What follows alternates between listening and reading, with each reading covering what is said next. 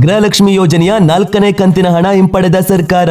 ಗೃಹಲಕ್ಷ್ಮಿಯರ ಖಾತೆಯಲ್ಲಿ ಇರುವ ಹಣ ಮಾಯವಾಗುತ್ತಿದೆ.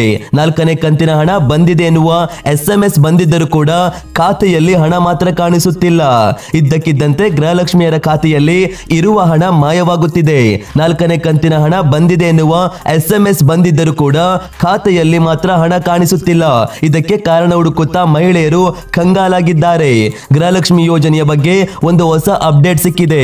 ಗೃಹಿಣಿಯರಿಗೆ ಈಗಾಗಲೇ 3 ಕಂತಿನ ಹಣ ಬಿಡುಗಡೆಯಾಗಿದೆ. ಜೊತೆಗೆ ಇತ್ತೀಚೆಗೆ 4ನೇ ಕಂತಿನ ಹಣವನ್ನು ಕೂಡ ಅಂದ್ರೆ ನವೆಂಬರ್ ತಿಂಗಳ ಹಣವನ್ನು ಕೂಡ ಫಲಾನುಭವಿಗಳ ಮಹಿಳೆಯರ ಖಾತೆಗೆ ವರ್ಗಾವಣೆ ಮಾಡಲಾಗಿದೆ.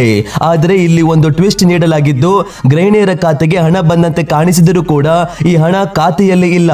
ಇದಕ್ಕೆ ಕಾರಣ ಕೆಲವು ತಾಂತ್ರಿಕ ದೋಷಗಳು ಹಾಗೂ ಮಹಿಳೆಯರ ಬ್ಯಾಂಕ್ ಖಾತೆಗೆ ಹಾಗೂ ರೇಷನ್ ಕಾರ್ಡ್ KYC ಆಗದೇ ಇರುವುದು. ಈ ರೀತಿ ಸಮಸ್ಯೆ ಉಂಟಾಗಿದೆ ಎಂದು ಸರ್ಕಾರ ಸಬೂಬು ಹೇಳುತ್ತಿದೆ. ಈ ಸಮಸ್ಯೆ ಎಲ್ಲಾ ಜಿಲ್ಲೆಗಳಲ್ಲಿರುವ ಎಲ್ಲಾ ಮಹಿಳೆಯರ ಖಾತೆಯಲ್ಲೂ ಆಗಿಲ್ಲ.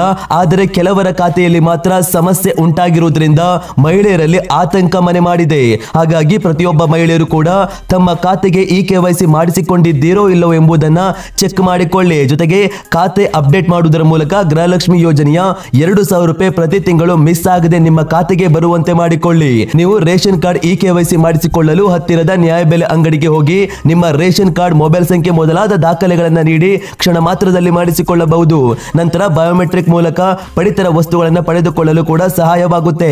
ಇನ್ನು ಎರಡನೇದಾಗಿ ಬ್ಯಾಂಕುಗಳಲ್ಲಿ ನಿಮ್ಮ ಖಾತೆಗೆ KYC ಆಗದೆ ಇದ್ರೆ ತಕ್ಷಣ ಮಾಡಿಕೊಳ್ಳಿ. ಇದ್ರ ಜೊತೆಗೆ ಆಧಾರ್ ಕಾರ್ಡ್ ಅಪ್ಡೇಟ್ ಆಗುವ ಅಗತ್ಯವಿದ್ದು ಡಿಸೆಂಬರ್ ತಿಂಗಳ ಒಳಗೆ ಇವೆಲ್ಲವೂ ಸಮಸ್ಯೆಗಳನ್ನು ಪರಿಹರಿಸಿಕೊಂಡರೆ ಮುಂದೆ ಗೃಹಲಕ್ಷ್ಮಿ ಯೋಜನೆ ಅಡಿಯಲ್ಲಿ ಬಿಡುಗಡೆಯಾಗುವ ಪ್ರತಿ ಕಂತಿನ ಹಣ ನಿಮ್ಮ ಖಾತೆಗೆ ಮಿಸ್ ಆಗದೆ ಜಮಾ ಆಗುತ್ತೆ. ಈ ಮಾಹಿತಿಯನ್ನ ಎಲ್ಲರಿಗೂ ಈಗಲೇ ಶೇರ್ ಮಾಡಿ.